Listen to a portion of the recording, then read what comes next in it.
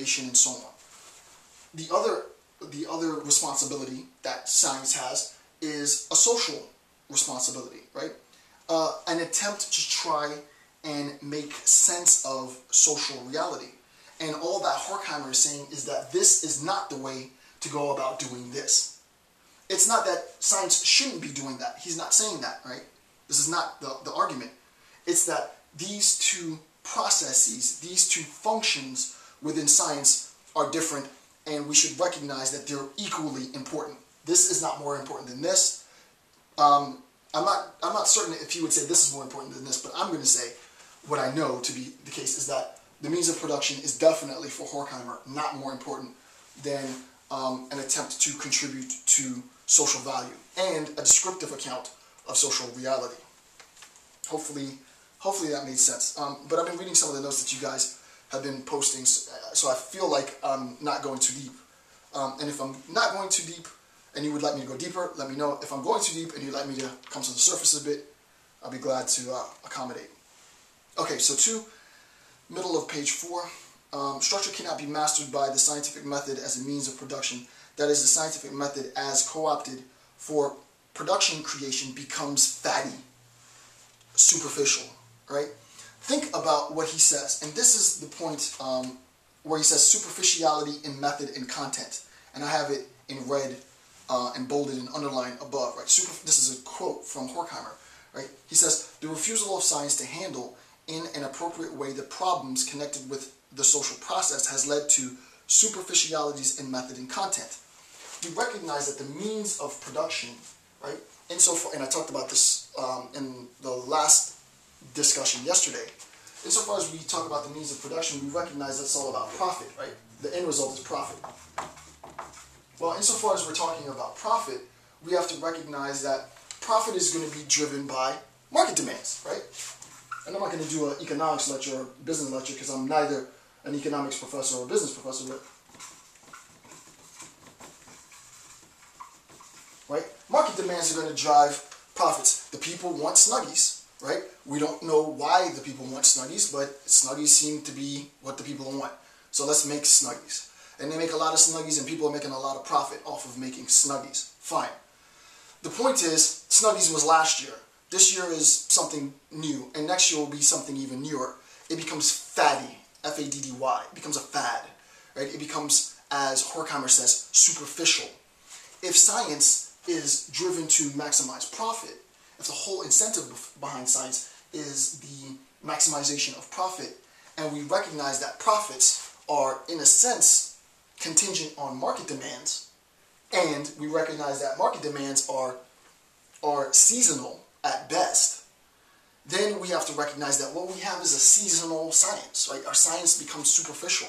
Our science becomes a type of science that is only viable to satisfy the needs of the means of production. That's what Horkheimer is saying, and that's undeniable. It's undeniable. In a contemporary sense, in a little bit, I'll give you some suggestions on where I think we can take this as far as the occupation movement's going.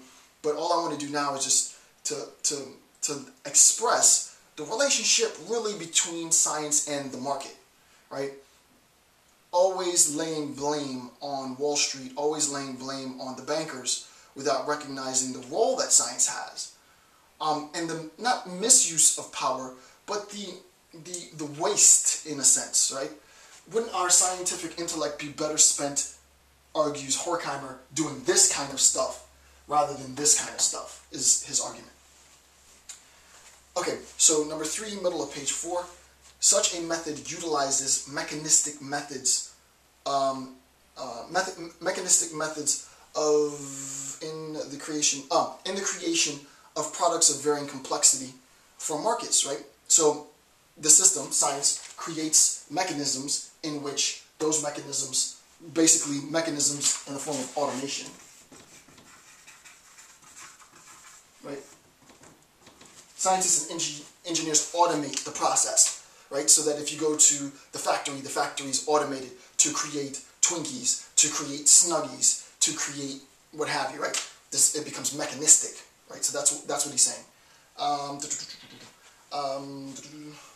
Such a method utilizes mechanistic methods in the creation of products of varying complexity for the market, but such a method is insufficient to address human needs.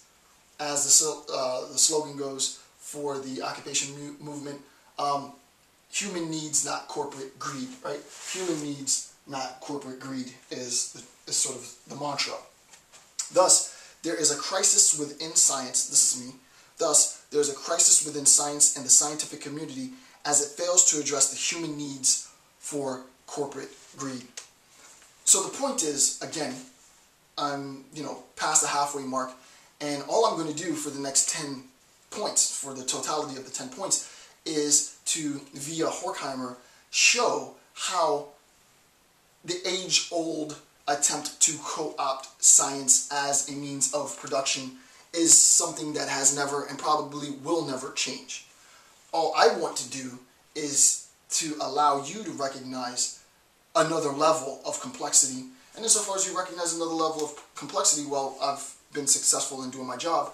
Why?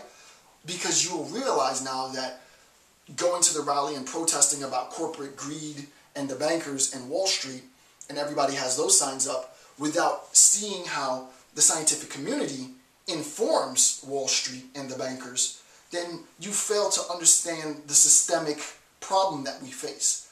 The problem that we face with respect to the current global, and especially within the United States economic crisis, isn't something that is exclusively the responsibility of bankers. And what I've done already in previous discussions on the Occupy movement is to demonstrate to you and basically implore to the protesters, listen, it's not an attack on people who have wealth. It's not about the wealthy man or the wealthy individual. It's about the mechanism. And part of this mechanism, not that, and the mechanism was economic sadism, sort of a phrase that I've sort of coined, I guess. Not to say that science is part of that, but it is the totality of all of these structures and the relationship, the systemic relationship of all of these structures that has led us to our current economic crisis. And what I'm here to do is to fully flesh out, maybe not fully, I'd be doing this lecture series for forever, to give a really, really, really in-depth account, albeit a very introductory account, of the complexity of the problem that we're in, right? So it's more than just bankers and Wall Street. Okay, so movement-specific note, right? Scientists should pressure various governments to support financially human needs-based research, right? The scientists within their field need to appeal to their various governments. I'm not doing this lecture just for the United States and people who are in the United States. This is a global lecture, right? This is a global problem. The economic crisis is a global crisis. So scientists throughout the world should pressure their governments to subsidize, via grants and such, human needs-based research. Scientists should be encouraged to embrace innovation in the area of human needs with the same zeal they embrace technological innovation. It's very simple. And the way that this is done, I think, most effectively is within the academia, within the intelligentsia, within the ivory tower. I have students that I know personally. And if my student comes to me and says, hey, Dr. Kent, this is how I got involved in occupation. My students told me about occupation. So for the students to go to the scientists, and they're world-renowned scientists that have graduate students that they're very, very fond of and very, very careful. Not careful, but very, very, what's the word I'm looking for? Very connected with. It's a more personal discussion. Hey, Dr. So-and-so, I saw a video. I think that, couldn't we do research for this? The implications of our findings and our research that we're doing now, don't you think it also has social value, right? It's just a discussion that's to be had. My whole point is not to put a gun to somebody's head and tell them what they have to do, what they must do, what they're obligated to do. My attempt is to lead by example. I am a social scientist, and typically what I do, like a hard scientist, is to be commodified, right? Publish books, push the book industry, make money on that, hit the lecture circuit, make money on that. People hire me to give discussions, make money on that, make money, which is fine, I'm not knocking it, but I feel, and I've accepted a social obligation to take my intellect and share it with the world. I'm not the only person in the world that has this belief. I'm not the only person in the world that